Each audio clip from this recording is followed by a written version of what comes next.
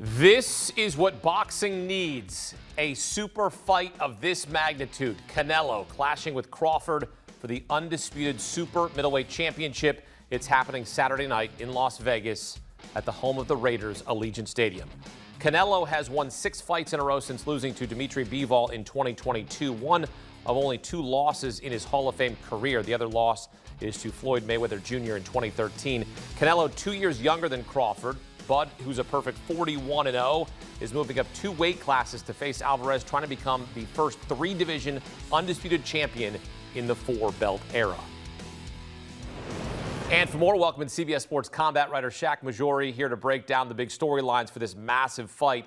And one of the biggest storylines is Bud Crawford stepping up not 1 but 2 weight classes, Shaq. He's slowly been putting on the weight over the last year to prepare for this fight. Bud is fighting at 168 for the first time in his career. How much does that really matter considering what's at stake? I think as far as weight gains go, this is a best case scenario for Bud Crawford. Like you mentioned, he's done this slowly. He's taking his time to acclimate, and it's showing in his physique. Like, he's still so shredded. He looks so strong despite putting on the weight. And as far as his physical frame goes, he's in a good position. He's actually a couple inches taller than Canelo. He'll have a 4-inch reach advantage, So a lot of the questions that we have is, what does this additional weight do to his performance? He has never been knocked down in his 41-fight boxing career. Does that legendary chin of his hold up in this new weight class? If anyone can do it, it's him. Furthermore, how does his power carry up? And I think most importantly for a guy like Bud Crawford, with this additional mass, does his speed and elusiveness hold up the way that we're used to seeing? For example, in that thrilling performance against Errol Spence Jr. These are the big question marks. As far as what we can sort of eyeball going into it, he has done all the right things to make this 2-weight class jump as effective as possible. Canelo moved up 1 weight class to face Dimitri Bivol in 2022 and lost. And for Canelo, this is perhaps the biggest challenge, arguably the biggest challenge he's faced since losing that fight. Shaq, why should we believe Canelo is up to the task to fight a top-tier opponent at this point in his career?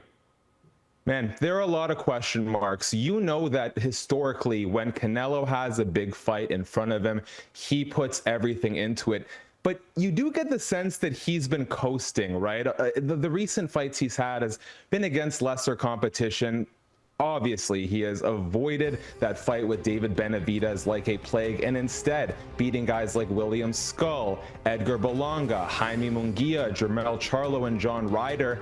While he did win those fights, all by unanimous decision, it begs a couple of questions. One, why was he not able to finish some of these guys? It's been, I think, about 4 years since we've seen a knockout from Canelo. Additionally, even if he's coming into this fight with Bud Crawford with all the motivation in the world, is it too little too late when you have maybe taken the foot off the gas over the last few fights? Athletically, he does have a lot going for him. He is naturally bigger, he's younger, he's stronger, and possibly most importantly, he has been far more active as a boxer than Terence Bud Crawford.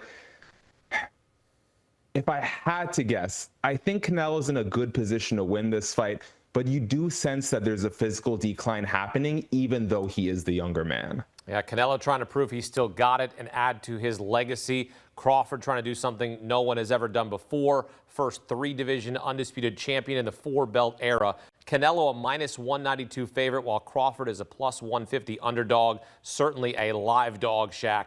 How do you expect this fight to play out with so much at stake?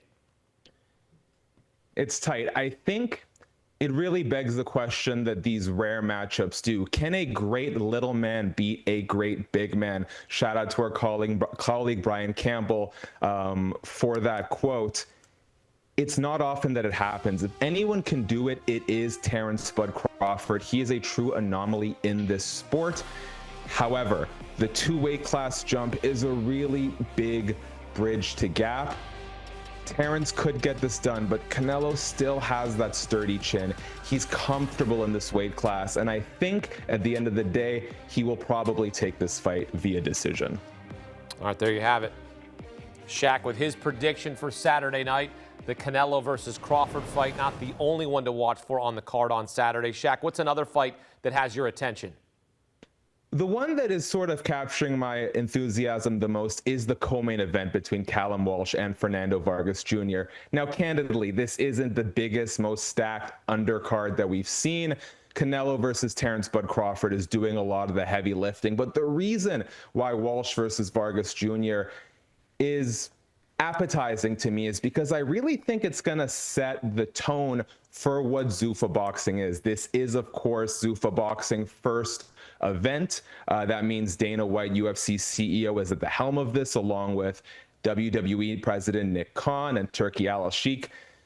Dana has sort of been positioning Callum Walsh as his guy as he's sort of begun to step into the world of boxing. And so I think when you have Canelo as the top dog in this fight, what a fight like Callum Walsh versus Vargas Jr. shows is, what is Zuffa boxing's star building philosophy going to be?